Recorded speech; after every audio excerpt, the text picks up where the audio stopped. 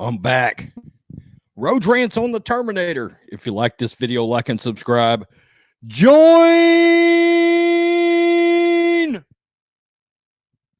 the Road Squadron. Okay, so a little tidbit of news that dropped out, and it seemed to get glossed over because it came out like 20 hours ago. Terminator director, Dark Fate director Tim Miller is not coming back for a sequel, it looks like. Cinema Blend. Miller was a guest on the Real Blend podcast, and he was asked about the potential future of the Terminator franchise, which James Cameron has previously teased. Miller confirmed that there are ideas for future films, also said that if they happen, it will be with another director. Thank God. According to Miller, I was grateful to just play in the sandbox once. It's Jim's sandbox, and he can make his toys and do whatever he wants with it. I'm just grateful that I got to do one, and there's a lot of stories to tell, and I'm old, so I have to look at how many more movies I can direct. By the way, he's only 49 years old, so that seems like total horseshit. By the way, his spinoff film called Kitty Pryde for Deadpool has been axed. He is having massive fallout from Terminator Dark Fate, it seems. It seems that his reputation, I read an article yesterday about him, spoiler alert, if you haven't seen the movie, about him killing John Connor and how, for the sake of the movie, he didn't think the character was significant, or he thought the story was boring. He said they did toss around an idea of John Connor living a normal life and then being thrust into this Terminator adventure. And I was like, that sounded interesting. Asshole. Thanks for not making that movie.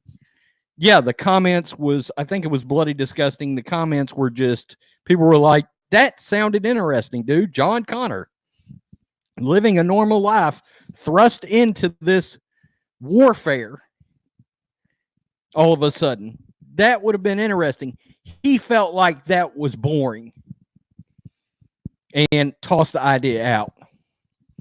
This guy's a hack. This guy is Rian Johnson.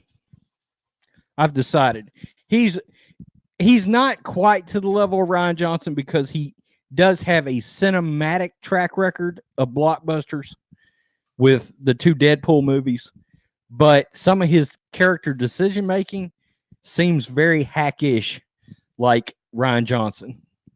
The idea to kill John Connor is one of the worst ideas in the history of bad ideas. In cinematic history, it's going to go down as a massive screw up. Man, if John Connor would have just been alive in this movie and was in this movie, I think the movie's got potential. I think maybe it would have found at least.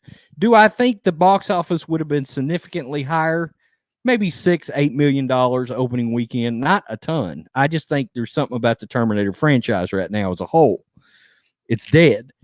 But it would have lived on in video, made a lot of money there, and then maybe you could have seen the sequel. I've said, if I do another Terminator movie, if a Terminator movie happens, I would take a cue from the Joker. I'd figure out how to make it on 40, 50, or $60 million, and I would take it back to the old days of the Terminator, and it would be a sci-fi horror movie. And I'd make it character-driven, like that original movie. Then, if you only make $150 million opening weekend, you've got yourself a bona fide hit. But, again, be true to the characters. Tim Miller, just like we found out with Kathleen Kennedy and Rian Johnson, had a problem with Luke Skywalker. We kind of found out that Tim Miller had a problem with John Connor, which is weird. He just made 2 Deadpool movies where the dude kicked a ton of ass.